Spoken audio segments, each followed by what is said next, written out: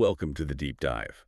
Today we are cutting through the spec sheets to give you a real shortcut to understanding a pretty formidable piece of hardware. That's the NTI E-16D Large Enterprise Environment Monitoring System. Our mission here is to really figure out how this thing acts as a sort of digital sentinel for those critical unmanned spaces, Yeah. your server closets, your remote data centers. Exactly. And what's key here is its scope. It's designed to be this unified platform. It does the basics, temperature, humidity, but it also immediately jumps to the big stuff. We're talking power, water leaks, intrusions, smoke. It's about solving a problem before it even becomes an IT ticket. Okay, so let's get into the guts of it. Let's talk about the inputs. Just one of these E16D units has 3 internal sensors built right in. Right, for temp, humidity, and power, that's your baseline. But the real power is the expansion. It supports 16 external sensors and 8 digital input sensors. And those digital inputs are key because they're just sensitive to contact closure. So you can hook up anything from a door switch to a UPS status alert. So it's incredibly flexible. Oh, absolutely. And it scales way beyond that, too. You can add remote sensors over IP or use expanders to stack on another 16 digital inputs and even 16 digital outputs. Okay, so we've got all this data coming in. The essential next step is what happens when a threshold is breached.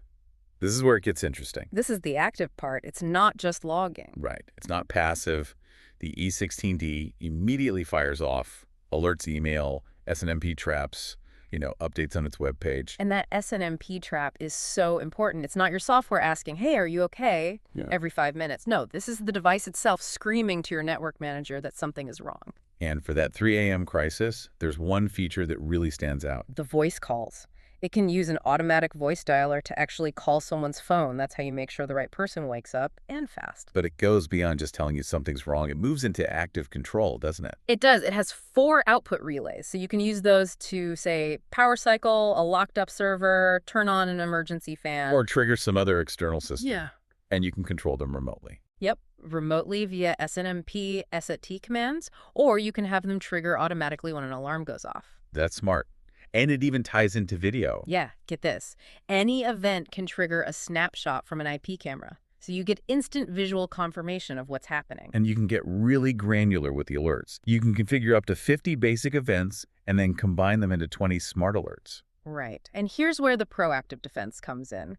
The system can send SSH commands. To do what exactly? To safely shut down or reboot machines. So if the temperature spikes, it can trigger a soft shutdown on your servers before they cook themselves. It prevents catastrophic failure. Wow. Okay, so under the hood, this thing has Linux inside, which gives it a pretty robust foundation. It does. And that means it plays nice with open source tools like Nagios or MRTG using standard SNMP. It just fits right into an existing ecosystem. And what about resilience? I mean, what if the power goes out to the monitoring system itself? They thought of that. It has an in-kernel battery backup, for one. But even better, you can get it with optional dual power inputs, AC, 48-volt DC, whatever you have. If one source fails, it just switches over instantly. That's true enterprise-grade thinking.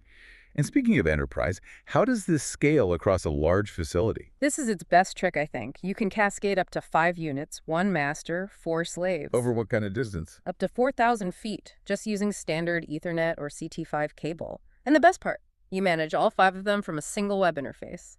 One single pane of glass. So the bottom line here is that the E16D gives you this incredibly deep environmental logging.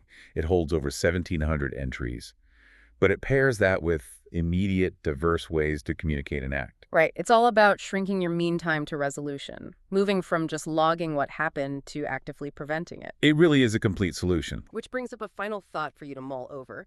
Think about that maximum 5-unit deployment. While that single web interface is great, you're now managing 2 different addressing schemes, IP addresses for some units and RS-485 addresses for the others, stretched across 4,000 feet.